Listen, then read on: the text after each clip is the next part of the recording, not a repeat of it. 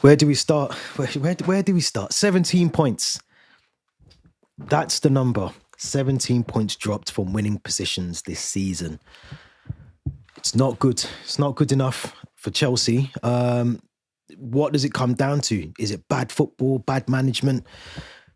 Joao Pedro brilliance mixed in with a bit of inconsistent Moisés Caicedo. There's a lot to unpick. Leeds 2, Chelsea 2 last night. Theo, how you doing first of all?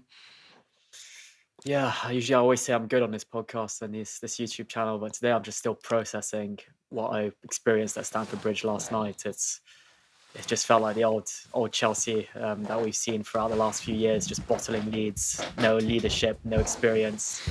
We'll get into all of that, I'm sure, during this recording and this live stream. But yeah, I'm still good though. Looking forward to the weekends. Looking forward to a must-win game in the cup against Hull City on Friday. But how are you doing as well? Oh man, where to start? Where to start? I'm all right. I'm good. I'm better than I was, say, 12, maybe a couple of hours ago. I was still probably seething from last night's performance. Wasn't good. Was not good. And I'll be honest, I don't think this even comes down to tactical setup by Liam Rosenior. I thought, if we're being honest, we're going to get into it, of course, but if we're honest, I thought we played some of our best football yesterday, which is shocking that we walk away with, which to me, I woke up this morning and I had to check the scoreline because I felt like we'd had a defeat. It felt like a defeat, like a loss yesterday for us. And I just don't know. I don't know. There's a lot, like I said, to unpick. So if you're here as part of the live stream, make sure you get involved. There's a poll on the YouTube as well for you to get involved with. But let's start with let's just try and dive into it. Let's start with the inexperience and the fact, like I said, 17 points dropped from winning positions. I mean, is it? How do we turn this corner? How do we get from being a team that is 2-0 up, cruising the game, mistake, brain fog by Moisés Caicedo, and then I don't know what you want to call it, but just a catalogue of errors defensively that leads to a goal. Obviously, the handball mixed in there as well. But what's your thoughts on the game? What was your thoughts on Rosenior and all the rest of it? I mean, our home record's just been appalling this season. I mean, you mentioned 17 points lost from winning positions. I think Sunderland, Brighton, Aston Villa, Bournemouth, now Leeds. These are games we were in a winning position and we just bottled that lead and gifted points to our opposition. And I think even if you take 2 of those maybe 6 games I listed, we'd be challenging up there at the top of the league if we won those games and we took full control. But yeah, I think you pinpointed it down to inexperience. It did feel that way to a certain extent. I feel like when we lost Cucurella to an injury at halftime, I looked at our back line, which consisted of Joao Hato at left back, Trevor Chalobah and Acheampong as the centre backs, and Malo Gusto at the right back. And I just looked at that, that defensive combination. I thought to myself, this just lacks so much experience. It lacks maybe a certain player that can just kind of, get his players in a position where he can give them a morale boost or tell them where to be on the pitch. And I knew we can see that at moments. And then, like you said as well, I don't think this one can be down to Rosenior. I think Rosenior actually got his tactics spot on before the game, and we played some of the best football we've seen in the new year. But it's just certain individuals that let us down. I think starting with Moisés Caicedo giving away a penalty. Then that second goal is probably a combination of Caicedo again, Gusto, Acheampong, Sanchez even. I don't know what they were doing together in that penalty box. And I hate to say it, but as a human, Cole Palmer, I think any other day he's scoring at that chance in the last minutes of the game, but just in that particular moment, he just skies it over the bar. So I do want to say maybe on another day we win that game, and it was a bit of bad luck, particularly as well. That I thought there was a handball before that calamity of mistakes that led to the second goal. But yeah, still though, when you're 2-0 up against Leeds, you should be killing that game off. You shouldn't be gifting them, opportunities to come back into the game. And I think a lot of those players probably don't understand the rivalry that we have with Leeds as well and how important that game was. I thought to myself quite early on, there were like four yellow cards in the space of about 15, 20 minutes. And I thought to myself, yeah, we've got ourselves a proper heated Chelsea-Leeds game on our hands here. But I think quite quickly, maybe their mentality was quite fragile as they approached maybe the last 20 minutes or 25 minutes of that game. But yeah, like you say, it just feels like almost like a defeat, even though it was a draw. given we were 2-0 up and we bottled the lead, it definitely feels like a defeat. Yeah, it does. And I go back to that point, and I agree with all of what you said. It goes back to that point for me.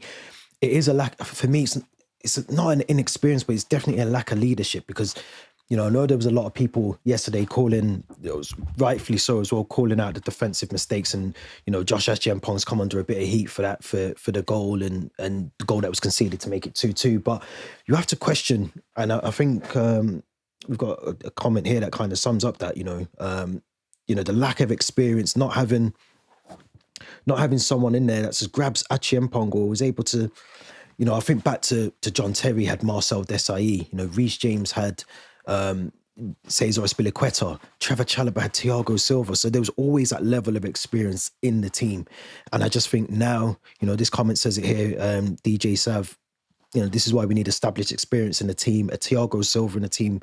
We don't draw that. And I kind of get that. I mean, The Athletic put out a piece. I think if Simon Johnson put it out, and it basically, he questions the 17 points, for instance.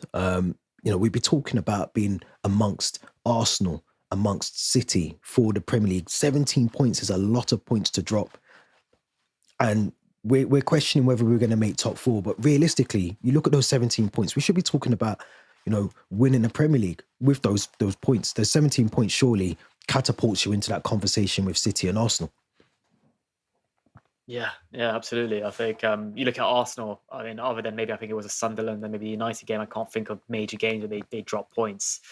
And they just kind of managed to kind of kill these games off and get the job done. Whereas us, I think you can pinpoint it back to inexperience. You mentioned all of those players that had an experienced player to learn off from. And now we just lack someone on the pitch who can grab an Acheampong, who can grab a Joao Hato and tell them where they need to be, what they need to do, where they need to position themselves for set pieces, if they need to kind of go up the pitch, stay down.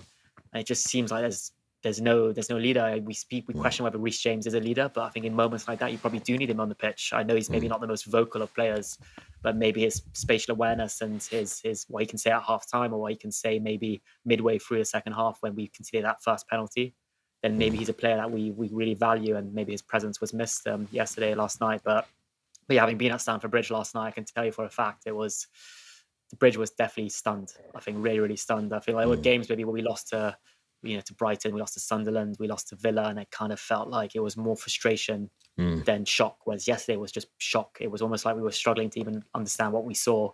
And I think it was perfectly kind of capitalized when Palmer missed that goal. It was just almost like this is the icing on the cake for how this game could have kind of gone. But yeah, I would say though it could be worse. We could be Tottenham.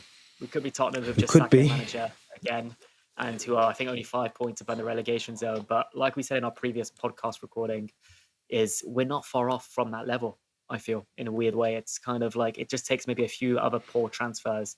What, the Tottenham level? We're not far from the Tottenham level. Yeah.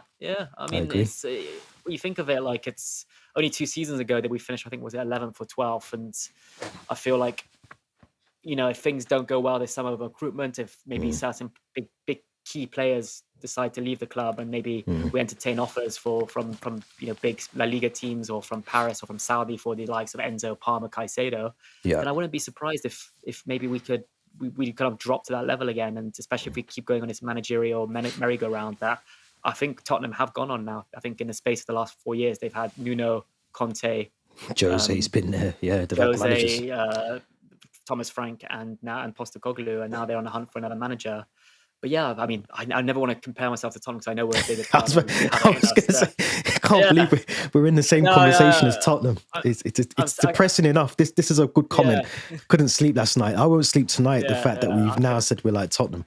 Let me rephrase that. I said we could drop to a similar level in terms of performance or like blip that Tottenham are going through. I agree. Couldn't sleep last night. I certainly couldn't either, and I know for a fact Cole Palmer wasn't sleeping last night either. Not at all. We're going to get on to Cole Palmer, but I want to talk about Moisés Caicedo, because I feel like there's got to be a conversation at some point. We talk about Moisés Caicedo rightfully as well. I'm not saying he's not a very good midfielder. We know what he comes with. The odd yellow card. Say odd. Maybe that's the I use that word loosely. There has to be a conversation, because it's not the first time Moisés Caicedo has put us in a situation where points are being dropped, where we're losing games, we're not winning games, we're down to 10 men. And last night was another example where that world-class title that we give him, you know, the all the good stuff we talk about, that we have to start talking about the bad stuff that comes with Moisés Caicedo, because it's another performance where it's almost like he can't defend. Like he's brilliant with the ball, he's brilliant intercepting and you know, breaking up the play and all the rest of it. But when you're talking about someone who's got to be a bit more composed in a situation where Leeds weren't, yes, they were pressing, they had players up the pitch, but it wasn't like there was real danger. I didn't feel like he needed to make that tackle at that moment. And I just think 100 million, you've got to be a better player in that position, in that moment in the game, and not give away a stupid penalty. Well, I mean, do we need to start having a conversation about Moisés Caicedo and how he adapts himself in games in crucial moments? Yeah, I mean, any football fan or any Chelsea fan that's watched Chelsea in the last few seasons will know for a fact he is world class. And I still kind of stand by that he is world class. But maybe if we want to put him in that same pedestal and that same bracket as maybe a Declan Rice, a Rodri, or what, a Claude Makelele and a N'Golo Kante were for us, he needs to cut out this kind of these lapses in concentration or these kind of this poor decision making where he rushes into these challenges that aren't necessary. I think that Leeds player wasn't necessarily, he was more going towards the side of the goal than straight forward to goal. It was completely unnecessary, and it almost just allowed Leeds back into the game once they scored that penalty. And sure, maybe the Leeds player did leave a bit of a trailing leg and was looking for the foul, but it's still, for me, a penalty. It's a penalty. And we've seen it a few times. I mean, I know he kind of improved a lot since his debut back in at the London Stadium in summer 2023 when he came off the bench and gave away a penalty, I think, straight after coming off the bench, and had a poor maybe 4 or 5 months after that. But yeah, I think it's something that almost I feel a bit bad for the coaching staff, because you can't really coach that type of like mentality or decision making. It's more like you can warn the player saying, please be careful, you're on a yellow card, or please be careful, we're winning, we don't want to give this game away. But can you actually tell him full on, like, stop making those challenges? And it's a self-discipline, isn't it? It's self-discipline. And our previous recording, we mentioned we don't have Asugo, we don't have Lavia. I mean, we are quite short now in midfielders. Yeah. We only have Andre Santos and Enzo Fernandez, and we can't really afford to drop him as well, so he learns a lesson. So I still feel like we need to start him, but he needs to really kind of just cut out this nonsense decision making, especially at crucial moments in the match. I have to agree. I think the fact that we kind of deem him as one of the more experienced or the more older heads, I know he's not old, but it just goes to show. I mean, this is again another point here made in the comment section. You know, £2 billion spent. You expect better. However, the owners don't want to buy established players for the first team. One of the reasons why Maresca came under immense pressure, he asked for experience at centre-back. But I just think with Caicedo, I feel like sometimes, you know, players try too hard. Players, you know, he always plays sort of on the edge anyway. He's always one of those where he's one tackle away from a red card, or you just think, you know, you're on a yellow, just relax it, but he never does. He always tries to play and win the ball back, and that's his game. I get it, but you're 100% right. There has to be a moment where a light bulb flickers and then switches on in his head and thinks, actually, we're 2-0, we're cruising the game, we were playing some of the best football, and that brought Leeds back into the game. That gave them more oxygen. They switched on. They absolutely turned the game on us yesterday for the simple fact that we gave away a penalty, and it was unnecessary. We just didn't need to do that in that situation, in that moment in the game where everything is going for us. Like I said, I thought Liam Rosenior set the team up. It's probably the team we would have picked, really. I think we kind of, a couple of changes in there, but I think we pretty much said, you know, Acheampong should be in there. We had Joao Pedro up front. I think we had Esteval starting. We had the team that really came out. It was not much change. Yeah, I think the only difference we had was maybe Pedro Neto for Santos. But I think given how well we started that first half, I was actually quite pleased with the 3 midfielders we'd picked in Enzo, Caicedo and Santos. And just going back on Caicedo, I mean, he is a player. He's very emotional. He wears his heart on his sleeve when he's on the pitch. But I do wonder at times, is it just like a South American kind of thing? I think so. You look at Christian Romero, who's, I think, got a record amount of red cards now in the Premier League, and he just seems to not be able to cut it out from his game. But I've been fortunate enough to watch a lot of football in South America, in Brazil, in Colombia, and all these countries. And those challenges you see that Caicedo did yesterday, you see them like every other game All the time. in Brazil and Colombia. It's almost like he's wanting to kind of always, like you said, play with a bit of passion, a bit of fire, and almost get a bit too involved, where sometimes you need to be disciplined and just not always be the center of attention, or try to maybe, just fall back or not commit when you shouldn't commit. And I feel Caicedo sometimes maybe doesn't understand that. He's got to learn. He's got to learn. I think, look, I mean, even Esteval yesterday, he left a bit on, I think it was Aronson, I think just before half time. But I think you're right, 100%. These South American players love to just play with a bit more red mist, which is fine. If you're able to control it when it matters. If you're not able to control it and you're in the box and you're giving away penalties, and I just don't understand them. I really don't. Let's just see what's saying in the chat. I think there's a couple of comments in here. In the chat. Yeah.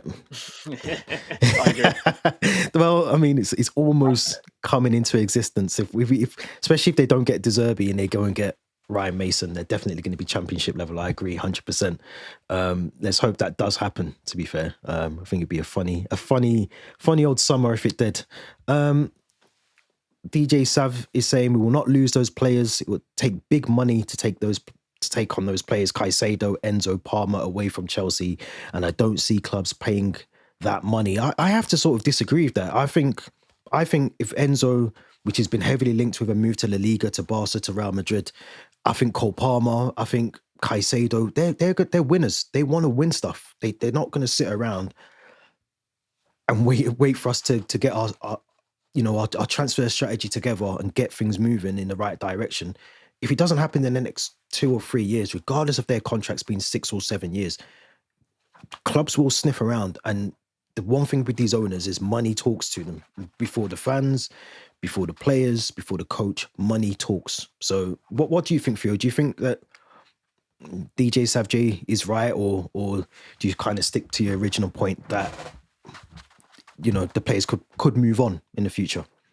Yeah, he's right to a certain extent that these players are seen as untouchable in a way. But I think what we know with football is we'll say one thing one day, and then the next that will kind of, will prove the opposite. And like you mentioned, if, there's a big offer from La Liga, from Paris, from Saudi, then it might kind of sway the heads of the owners and look to maybe sell them, especially if they think they can find the next big thing out of Ecuador, Brazil, the Belgium league, wherever.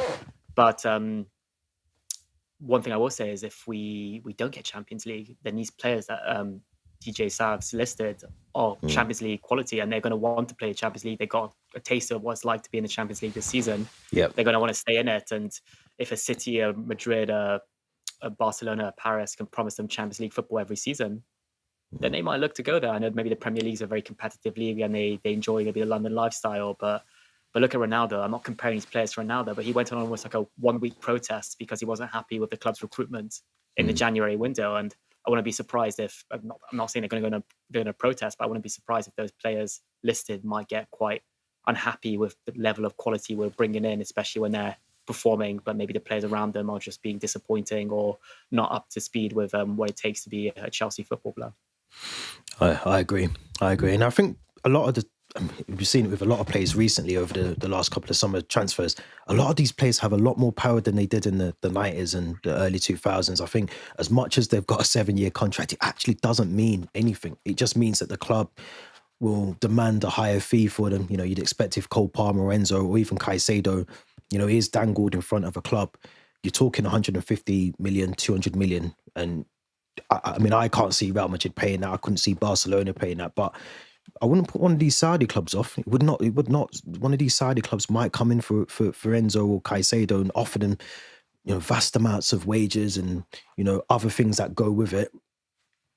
Would they turn that down and then come back and play another couple of seasons across Europe? They might do. You never know. So I just think, like you said, then if we're not in the Champions League, anything is possible with any of those signings. 100%. Tia Cole is saying that Moy is world class, but very aggressive in the wrong areas, which I think we both agree with. I think he's got to stamp that out. He's got to stamp that out 100%. What streaming software are you guys using? A very good one. If it's looking very slick, let's leave it at that. one of the problems we have in our team, we do not communicate with each other. Everyone's playing on the mutes. You only have their voices if they're fighting or trying to get the ref's attention. I agree with that a little bit. Let's talk about. I mean, we'll talk about our goals, but let's talk about the second goal, the Leeds goal. I mean, the Athletic called Josh Acheampong flimsy. I mean, that's how they described him in the article. But I feel like he's come under unfair criticism because, one, he's hardly played any football this season. And if you look at the goal, Trevor Chalobah does his usual putting up his hand. I don't know what he's putting his hand up for. I'm confused. Is it putting his hand up because he thinks it's handball? Does he? I'm not sure. Then you've got Moisés Caicedo, who feels like he's stuck in mud and can't move his feet. Robert Sanchez, can he grab the ball? I don't know. I'm not sure. And Josh Acheampong, yes, has to do 110% better. But just to single him out, I think is very sort of naive from reporters and from certain Chelsea fans. What do you think about the goal? Was it just a brain fog moment from Chelsea, or was it just sum up the fact that we need to start playing Mamadou Sarr rather than having him on the bench? Mamadou Sarr, he'll start on Friday. I can guarantee you that. He'll start against Hull City on Friday, and I think he'll be able to show Chelsea fans and Rosenior what he can do. I mean, Rosenior already knows what he can do from his time at Strasbourg, but yeah, for that second goal that Leeds scored, it was just an absolute chaotic defensive moment, not just from Acheampong, but all those players you listed. And I think even Gusto played a part at one point. I think the ball ricochets off Gusto and then falls to Okafor's feet, and then he just taps it in. But like you mentioned, I think the first player you listed was Trevor Chalobah. I think it all starts with him. Yeah, he tries to bring the ball down. Yeah. What's he doing? He tried to bring the ball down. I mean, I was at the game yesterday and I had the courage for the first time to watch the highlights right before we recorded the stream. And I spotted Chalobah just like airballing. I don't know what he's doing. And yeah, then he's not even facing the ball. Isn't he like facing Sanchez as he tries to bring it down? It's just his whole body position's all wrong, and I think after that he doesn't really cover himself in glory once he tries to retrieve it, and then I think it is a handball. It does. Is it Chema? I think it was him, or No, it was Bogle. I think was it Bogle? He's a Bogle, isn't it? I think. Yeah. But what they're saying is it hits his leg, then it hits his hand. So what they're saying is it's I agree with you. I agree with you 100%. They're saying it's accidental handball, which for me, how can you have so I think back to Reece James Anfield a couple of seasons ago, and he got sent off just before half time. Surely that's accidental handball then. Because he was on the goal line, if you remember. He doesn't actually move his arm. He just kind of like moves his leg. And if I remember correctly, I think the ball hits his knee, goes onto his hand, and he gets sent off at Anfield just before halftime. And I think we get a point out of that game. This is not the same situation where, in fact, this is worse because the ball he actually moves his hand down to kind of usher the ball on a little bit. So, yeah, same thing when we played Palace a few weeks ago. They denied a goal-bound strike with a handball, and it was awarded as a penalty.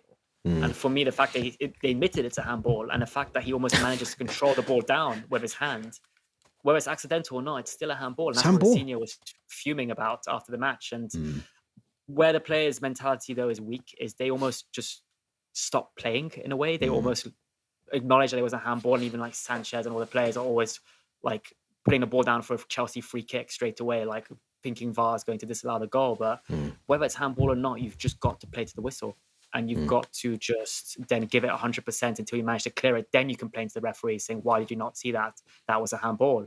But for me, it was like all those players you listed, Chalobah, Gusto, Caicedo, Acheampong, and Robert Sanchez, they just almost like it was Sunday League defending. I mean, it was literally like, actually, that'll be an insult to Sunday League. I mean, I was about to say, I've seen kids do, but and I'm not even joking. I have seen kids when they sense danger, they just kick the ball out. Yeah. They just kick the ball out. It was like pinball in between all the Chelsea players, and almost when they had the ball at their feet, they didn't know what to do with it. And even Sanchez, I think, probably gave away a penalty at some point as well. So just like a series of mistakes and errors that led to that goal, and such a frustrating moment. And I mean, Okafor's never going to score an easier goal in his life, is he? Do you think overall? Because I think Josh Acheampong, minus that sort of critical moment in the game, I actually think he played well. I thought he played very, very well. And I know, again, I think people will only remember, they're only going to remember that one moment in the game. But there was many a times where Acheampong drove forward with the ball. There was one where he made a run literally from our own half, and he actually executes the pass. I can't remember, I think it goes out might be to Neto. Can't remember who's on the left, might be Enzo or Neto. But he drives forward with the ball, and that's what you need. And this is actually from centre back. Let's not forget he wasn't playing right back at the time. He was playing centre back, and he drives forward with the ball. What was your? I mean, you was there. So what did you think about Acheampong overall? Did you think he played well enough to warrant maybe more game time in the squad? Absolutely. I think he will start again on Friday, and I would personally start him again on Friday, but maybe more in his natural right back position. And like you said, I think that second goal moment probably overshadowed his brilliant performance he had overall, because that run he made, bursting into the Leeds half of the pitch and keeping possession of the ball, and then making a perfect pass to whoever was on the right hand side. And it kind of also reminds me of it when he made his he started at centre back in the opening game of the season against Palace. He had a brilliant game, but there was just one moment I think he carelessly gave the ball away. That every single Chelsea fan, every single pundit after the match said he had a poor game. Yeah. I think overall, before that, his game was fantastic. So it is a shame. It is a shame, and it goes to show that sometimes football, especially goalkeepers and defenders, all it takes is one mistake, and you'll be remembered for that one mistake, rather than maybe all the clearances, saves, the passes you made before that. But yeah, really good player, and he's still very young, and we do have to remember that. And I would start him against Hull City on Friday. Yeah, I would as well. I would. Another player that I would also start, and I thought had a brilliant game. Tiacola's put here in the chat. Andre Santos was sensational last night. What a player! I mean, the amount of time. I think it obviously helps because you kind of allow Enzo to sort of be higher up the pitch, but Santos was dropping into those like pockets of space and just picking up the ball, and it was just brilliant to see. It was brilliant to see, and I think obviously he's worked with Liam Rosenior before at Strasbourg, so you'd think get Mamadou Sarr in that defensive line, Andre Santos pushing his way into contention to being a regular starter, I would say, under Liam Rosenior. Absolutely. He's Santos type of player that makes very hard things look easy. And that first goal we scored, very simple pass to Cole Palmer. Yeah. That then threads it through to Joao Pedro, and then Joao Pedro through on goal, and we score. And I don't see how we've not been able to score those type of goals before. And sometimes it does take like an Andre Santos pass to Palmer and a Palmer pass to Joao Pedro to be able to do that. And I was quite surprised not to see, there's been some leaked rumours of that certain players are already guaranteed picks for Ancelotti's Brazil squad. Yeah, he's World Cup. Yeah, is he amongst them? I can't remember. I know Esteval. No. Oh, really? Esteval wasn't, but Andre Santos isn't. Well, who's in their midfield? I can't remember who's in their midfield. Casemiro being there. Casemiro was one of the names there. I'm surprised Santos though, but that goes back. He hasn't really played consistent run of games for us. He hasn't been a regular starter. So I think if he wants to get into that World Cup squad, he's got to break into the team and be a regular starter. Which he seems to be doing under Rosenior. I think more than Maresca, he would maybe play the odd cup game or the odd Champions League phase game. But I think now under Rosenior, he's nailed himself as a first team starter, especially if we persist with these three midfielders and Enzo in the more advanced role. I agree. But talking about that first goal, I actually didn't celebrate it. I didn't celebrate it because I thought Joao Pedro was a margin offside. And it goes back to that whole VAR thing where you just don't know whether to celebrate or not. But I actually thought he timed it well, because there's a couple of times with Joao Pedro that he's just offside. I don't know why he's offside. He's just offside. He just likes to be offside. But that one time he timed his run to perfection. The ball through was brilliant, and the goal was brilliant as well. I think we have to talk about Joao Pedro, because I think look, when he came to the club, there was, not from us, not from me or you or some Chelsea fans, but there's a lot of sort of, he scores just penalties. He doesn't really, he hasn't got the greatest record. I think he scored like 10 goals for Brighton, but like seven were like penalties or something like that. It was a mad ratio towards open play goals, but he seems to be fitting in. I think, has he scored 5 or 6 for Liam Rosenior now? It's got to be up there. Yeah. I think it's 5 or 6, and that was his 10th goal in the Premier League this season. So he's on a tally of 10 goals. He's got a few in the Champions League as well. Yeah. And he's already matched his best ever Premier League return in a single season, equaling his 2024-25 tally for Brighton as well. So he is improving from a goal perspective as well. And I do wonder if Rosenior has really unlocked that, because he did go through that phase maybe from September onwards to maybe November time, where he went on a bit of a goal drought and looked a bit lackluster in front of goal. But yeah, definitely in 2026, he's looked like that same Club World Cup player we saw last summer. I wonder if he knows that Bayern Munich have decided not to sign Nicholas Jackson, and apparently the plane that does not return is actually going to return in the summer to Cobham.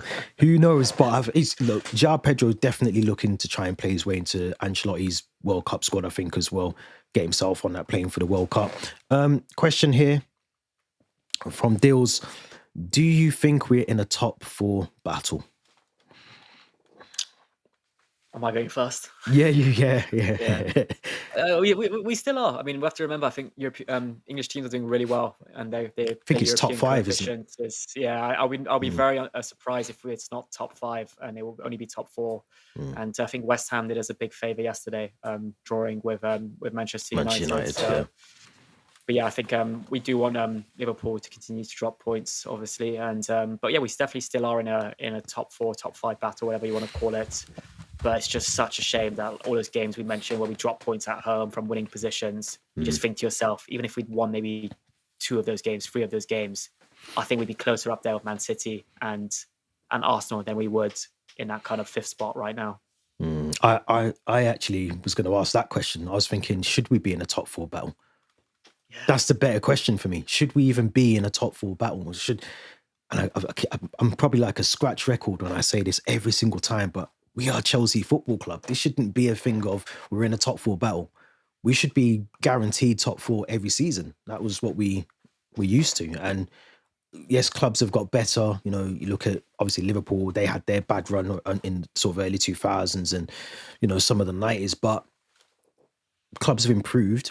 But so have we. We've spent 2 billion. So we should be improved. We should be talking about the 17 points that we've dropped where we're now not in contention for the Premier League. That's the bigger question for me. But I think we are. We're still in the top 4. I think tonight's game is Sunderland-Liverpool. So can Sunderland do us a favour as well? That's what we need from them. We need Liverpool to drop some points.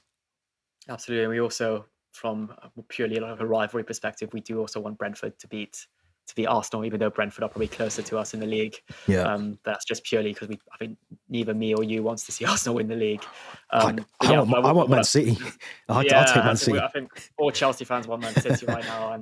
But what I will say is, 2 billion spent, and next year will mark the 10-year anniversary of when we last won the Premier League. So we would have gone a decade without winning Premier League, and then as of 2017, it would be 2018, sorry, it would have been 10 years since we haven't won a domestic trophy as well. So that drought doesn't really look good at all. I know we've had a really good European success during that period, world success with the Club World Cups and the Super Cups and all of that. But yeah, domestically, I think we've been so poor in the last decade. And I'll be honest, I'm not taking away the Club World Cup, the Conference League, the 2 Champions Leagues that we won. But domestically, I think that's where, like, to me, that's where it sits. I like to see us win. I think it's a lot harder to win the Premier League than it is the Champions League. I really do. And I think over that course of time, you watch your team every weekend battle it out, or sometimes you drop points like we did last night, but you watch your team so much and I'm more heavily invested with the Premier League than I am the Champions League. I'll just be honest, but that's a really mad stat. When you think about it, 10 years is a long time. We banter with United and Arsenal might be doing it soon. United don't look like they're anywhere near close to doing it, but the fact that we're kind of in that conversation with them now where, you know, we've gone that long without one, things have got to change at the club. What's your thoughts on Malo Gusto? Recent performances? Comment in the chat. He was good against, really good against Wolves actually last week. I don't think we had time. I hadn't had time to kind of review that game alongside you, but I thought he was very, very positive against Wolves. But I think that second leg against Arsenal, he was poor. And I think yesterday he just looked maybe like why he's maybe second choice behind Reece James at times as well. But yeah, I think overall a decent player, but I still wouldn't put him as like being our first choice right back if a fit Reece James is available to play. Yeah, no, I agree. I also agree with that comment as well. The ref was worse than Anthony Taylor, and it was the same ref. I found out this morning. This is the same ref that we had at Fulham. Who? What was the guy's name that scored the goal that was disallowed for Fulham? Harry Wilson, was it? No, it was. He was. The youngster. Yeah. What was his name? Is it King? Is it King? No, it's It's Josh King. His name's Josh Josh King. King. Is yeah. Yeah, so that's the same ref that we had last night. It's the same ref. I'm not one of these that jumps on sort of the ref. We should have won a game in 96 minutes. We didn't do it. But when things like that last night, where you've got VAR and you've got a ref that's not even that far away and can clearly see what's happening in front of him, he doesn't pick it up. The VAR doesn't pick it up. People are saying in social media, you know, the rules are the rules, but actually it's handball. Like, let's not dress it up to be anything accidental or mistaken handball. It's handball. You can't. The rule that I grew up on was if it touches your hand, the ref's got to blow his whistle. Thank God he picked up the push on Joao Pedro. I think it would have taken someone a really bad ref not to have spotted that one. But yeah, that's twice now in the consecutive games that Joao Pedro wins a penalty with a blatant push in the back. I mean, it's not really Joao Pedro winning it. It's more just a lapse in concentration of brain dead defenders just pushing with two hands as well. If you are going to do it, just maybe do it with a shoulder or like one hand, but two. He realized straight away though, because once he pushes him, his hands are on his head straight away. He's like, oh, I can't believe I've just done that. But look, we spoke about, I mean, players switch off a lot. Caicedo does it happens. But what's your thoughts? We've got March games coming up, March fixtures. Big games. I'm trying to think what those fixtures are actually. Let me just quickly pull them up. We've got Hull City. I mean, this is more February. We've got Hull City on Friday. Then we've got Burnley next weekend in the league. And then 1st of March, we play Arsenal at the Emirates, which is a big game. I'm landing from Japan an hour before that game. You might want to stay in Japan for it. just watch it. I might not complain. If my flight's delayed, I might not complain. Then we've got Villa away on the 4th. 3 days later, midweek. Yeah. Then we got. Yeah, I'll let you go for it. Yeah. Sorry, I was just going to say we've got an international break in between a Villa game and a Newcastle game. Yeah. And then Newcastle Saturday, and then we got Everton. There's some tough games. What do you think out of those four? So Arsenal, Villa, Newcastle, Everton. 12 points really is up for grabs. I think there will probably be an FA Cup game somewhere squeezed in there between I think the Everton and the City game potentially as well. If we do progress to the next round, these are tough games. I mean, this is why you should be winning against Leeds, and maybe you can afford to drop points in maybe potentially one of these games. Villa maybe have dropped a bit of form recently. Same thing with Newcastle. Everton will be right up for it in their new stadium. I saw that Grealish, I think, is out for the season with a stress fracture. Sorry, they got Tariq George and Dewsbury Hall. I mean, Tariq George will not be able to play against. Yeah, he won't. Chelsea, Dewsbury Hall will. Dewsbury will be. Yeah, we were quite lucky when he got injured against us. I think in the reverse. He did. He came off early, didn't he? Came off very early in the game. And I think we got very lucky overall in that game. I think Sanchez pulled off some big saves, and I think they hit the post towards the end. But no, really, really big games. I mean, Arsenal one's just going to be, I take a draw in that. Villa away, I think we've got it in us to beat them. I think they've got a few injuries with Tillemans and a few others. Yeah. Newcastle at home, I think they're beatable, Newcastle. I definitely think they're beatable. But again, we just need to be up for it with these games. We need to get maybe a few players back from injury, the likes of Reece James. I don't know if there's a date on Lavia's return. I mean, Asugo is going to be a big boost as well. We may mention Cucurella out at halftime with an injury. I don't know how long hamstring. Hamstring. It leaves us a bit short. It probably only means Joao Hato or potentially Acheampong or Gusto if they can cover at left back as well. But yeah, these games are going to come thick and fast now. And if you drop points in maybe 2 of the 4 games there, we're just going to slip out the title. I mean, not title race, the race for top 5. So. No, you're right. We should be in a title race. Oh yeah, we should be in a title race. This is a good comment here. I like this from Fundamentally Blue.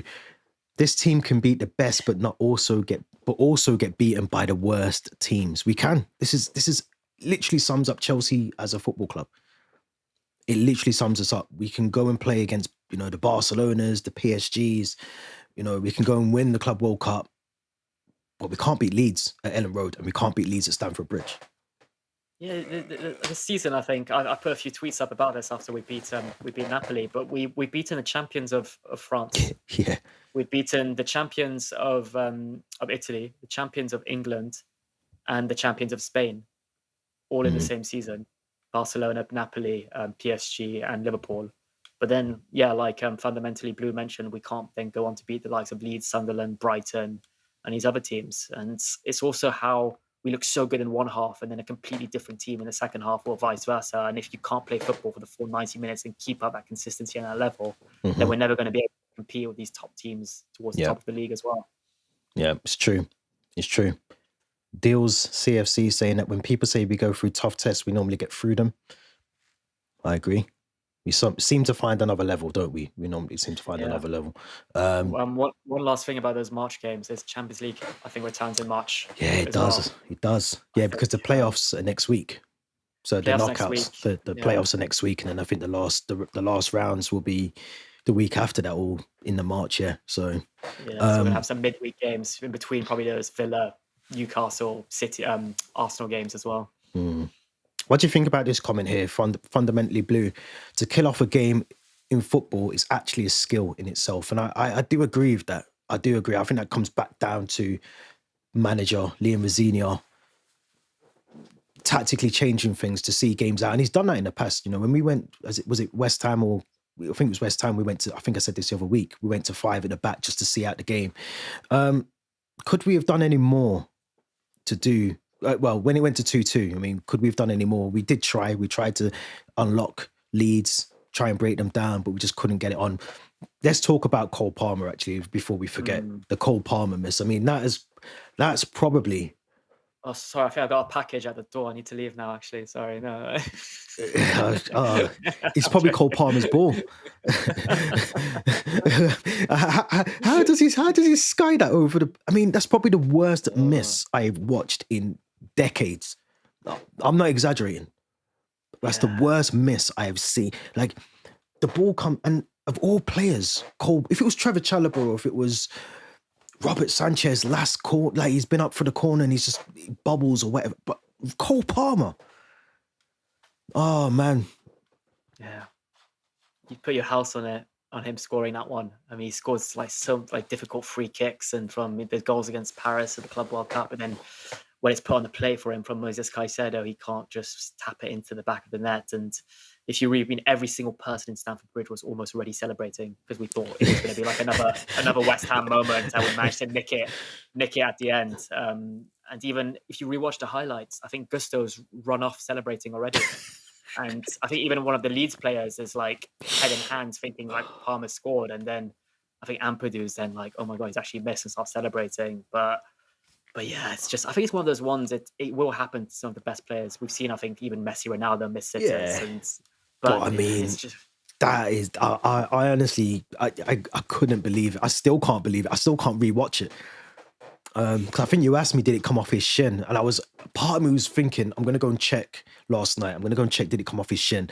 And when I realized it never, it made it even worse. Because, like, you've got no excuse. There's no excuse. He was in the conversation for Ballon d'Ors. I can't get myself stressed. He has, similarly to Acheampong, he has such a good game before that. Yeah, he did. Palmer.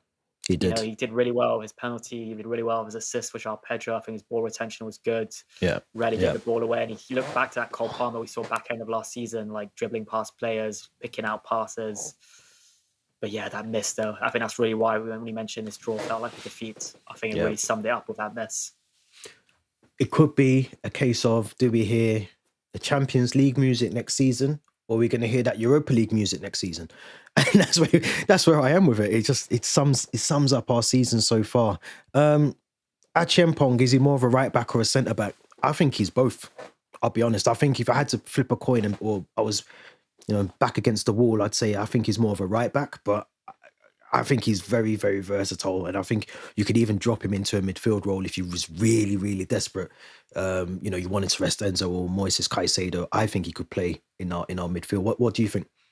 Yeah, absolutely. I think he came through the ranks at Cobham as a right back, but then one of the main decision drivers that meant we didn't sign someone to replace Levi Colwell when he got injured was the fact that Acheampong could also play right centre back. So he is quite versatile, and I think this season we've seen him more at right centre back than right back. Yeah. Given Gusto and James have really been injured this season, but we might need him against Hull City as a right back if we want to give Gusto a rest, and if Reece James still isn't fully fit. It's a very good point. It's a very good point. I can't wait to see the. I'm sure the press conference might be today.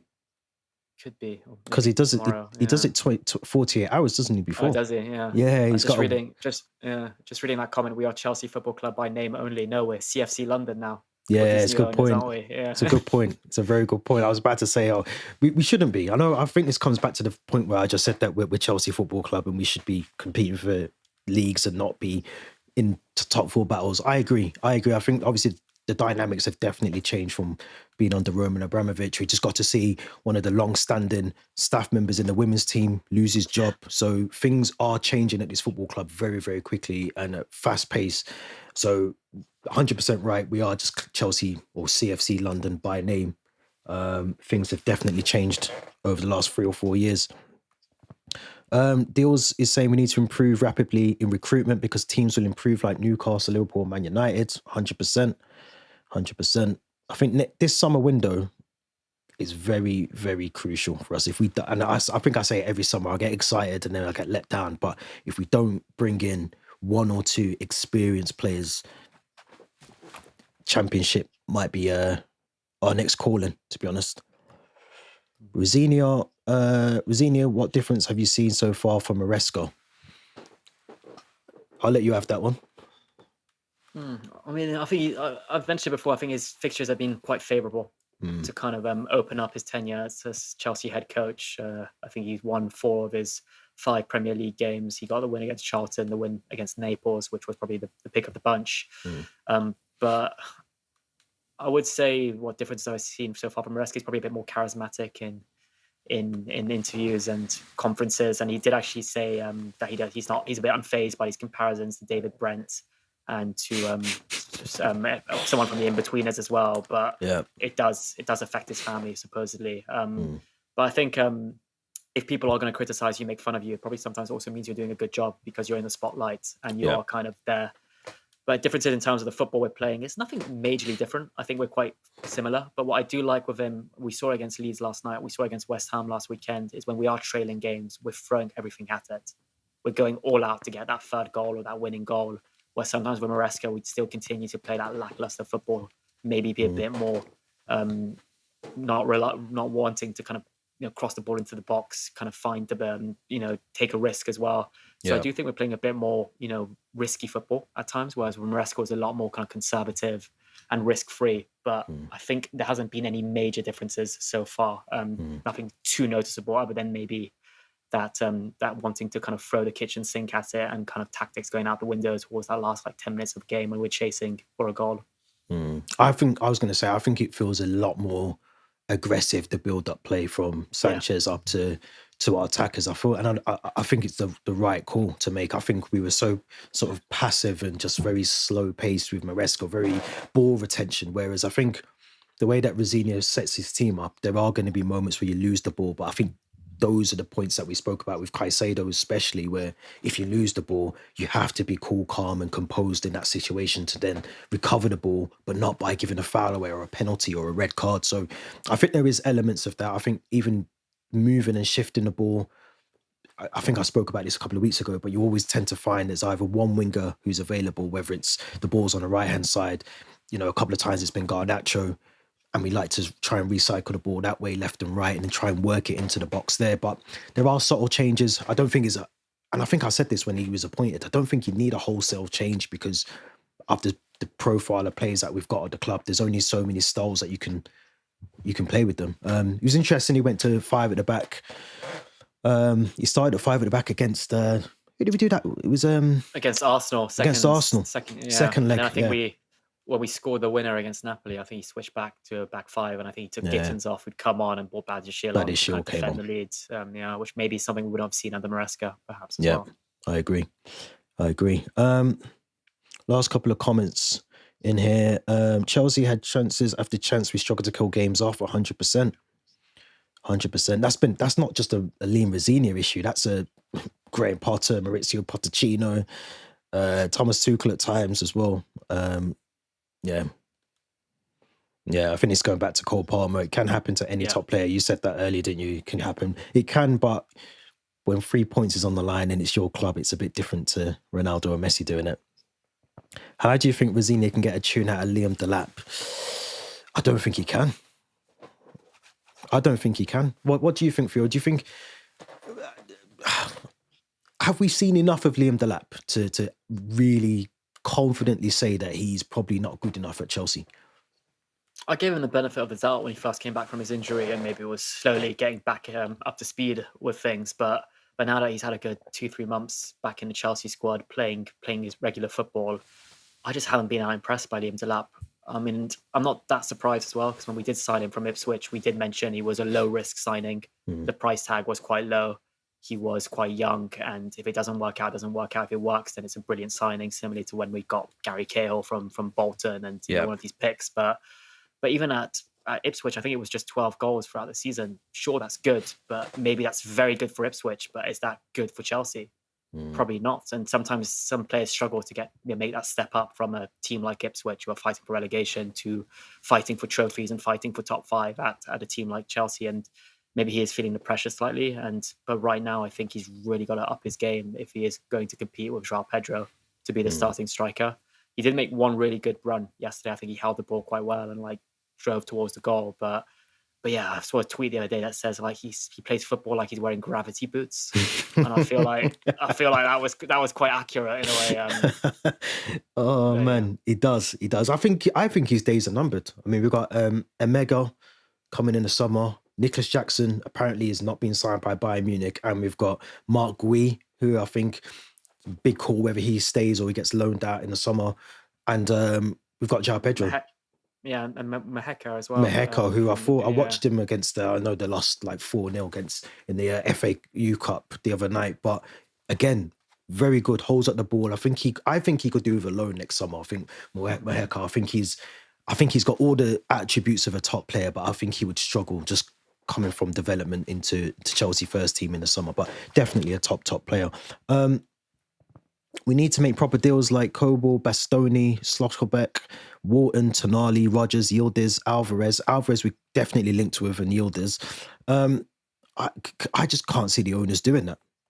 I mean, I don't think there's been any sort of assurances or anything that the owners have made us think, right, we're going to try and go for one of these sort of, Adam Wharton would be brilliant in our midfield, so would Tonali. But can you see our owners going for any of that based on the last 20 signings that they've made? I think the only two that I think are realistic in that list are potentially Rogers and Yildiz. Yeah. Given they're quite young, and maybe they want a bit of a young attacking player that can maybe compete with an Esteval or a Cole Palmer. But again, those two players would probably cost shy of 100 million in today's market. I think post Neymar and Mbappe money, you're looking at 100 million for a player of that quality, and Aston Villa and Juventus won't want to sell unless it takes an astronomical fee to persuade them. But yeah, I do agree. I think we need to make proper deals that summer under Abramovich, where we got Cesc Fabregas, Diego Costa, Felipe Luis. I think the good old days. The good old days. Yeah, I think that same window we got Loic Remy and Drogba. It was we're not just happy with Diego Costa. We're also going to get Loic Remy and bring back a club legend in Didier Drogba. But yeah, those days are long gone now, and now it's more about maybe signing a youngster out of the French league or from South America. Yeah, I agree 100%. I think the difference between Enzo and Rosenior is Andre Santos, but less the bigger games. I agree with that as well. It's a good point. Very good point. What did you both make of the comments that the owners do not care about the League Cup? I'm not surprised by it. I think it's $100,000 prize money. To them, it's nothing, small change. I think their objective is top 4, pays bigger money. Revenue comes in a bit more. You can charge. What was it? They were charging for 3 games at Stamford Bridge. Was it £200 and odd pound or something stupid? 500, I think, for the Champions League package or something. And one of those games was Paphos, wasn't it? I think so. Yeah. Kind of tells you where their priorities lie. What do you think? Yeah, it didn't sit well with me, because silverware is silverware, and we've lacked silverware recently, especially domestically, like we discussed. And it's one of those competitions where you win a few games, next thing you know you're in the semi-finals. But yeah, the fact they didn't really want to win it, and it looked like the team just, that second leg in the Emirates just summed it up really. We needed a goal, we didn't get a goal. It's disappointing, and like we always say, as a Chelsea fan, a trip to Wembley is always a nice experience to wrap up the season as well. Don't think we're going to get there anytime soon. commenting here saying, with a better team behind him, Delap should be scoring more goals for us than he did at Ipswich. Rosenior may be able to coach him. I just don't see it. I don't see it. I think the magnitude of this club is sometimes beyond certain players. And yes, I think he had him at Hull. Was it Hull? Liam Delap was Hull there City. with him. Hull. Mhm. So I look, totally different kettle of fish. Hull City, Ipswich, Chelsea. I know we're only Chelsea by name, but our standards and levels are up here. Ipswich and the Championship and the other word, SHIT, is down here as well. What do you think? You reckon you can get a tune out of him? Listen, what we do see with these owners is they are quite pressured. They do make decisions quite fast. We saw it with Renato Vega, Joao Felix, Madueke. These players only stayed around for about a season, max maybe a season and a half. So time's not on his hands. And if I think he still struggles, maybe end of this season, I will not be surprised if he's out of the club or out on loan somewhere, maybe next year. And especially if, like you said, Omega wants to be maybe prioritized alongside Gui and Joao Pedro, we maybe go back in for a Victor Osimhen, which I don't think is going to happen. But if only. If only, yeah. If only. But next international break, we'll do a rankings of all of our players who have worn the number 9 shirt, and we'll kind of rank them. Yeah, because I know there's a lot of them. You know, Stephen Sidwell. Sidwell, yeah. And there won't be like a really good category. I think other than maybe Hasselbank, I think none of them has really been like. Yeah, Chris Sutton. Did he have the number 9? I think Chris Sutton might have. Yeah. I'd have to go and check. Good Johnson. Good Johnson wasn't a number 9. He didn't have number 9. He was number 20, 22. Number 22. Trying to think who else. I'm sure Chris Sutton was definitely one as well. My memory is still on Leeds United, so but that's a good one to do. We'll do that. So we'll probably try and do that live. Actually, get some viewers' comments in as well. But I agree with this. Before we wrap up, under Roman, he would have won that trophy, the League Cup.